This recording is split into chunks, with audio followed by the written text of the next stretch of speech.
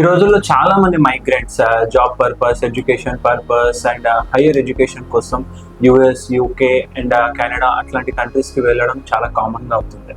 So ఇక్కడ మేము observe చేసింది ఏంటంటే చాలా మంది అక్కడ వెళ్ళిన తర్వాత సైకోసిస్, bipolar and multiple mental health ఇష్యూస్తో బాధపడి మళ్ళీ రిటర్న్ వస్తుంది. సో దీనికి మేజర్ రీజన్స్ ఏంటంటే one of the most common reason మీకు సింపుల్ లాంగ్వేజ్ లో చెప్పాలంటే, ఒక బెలూన్ లో వాటర్ ఎంతైతే ప్రెషర్ ఉంటుందో ఆ ప్రెషర్ వరకు తట్టుకోగలదు. ఒకసారి ఆ ప్రెషర్ ఎక్సీడ్ అయితే బెలూన్ అనేది బర్స్ట్ అవుతుంది. సేమ్ అలానే మన బ్రెయిన్ లో కూడా అంతే.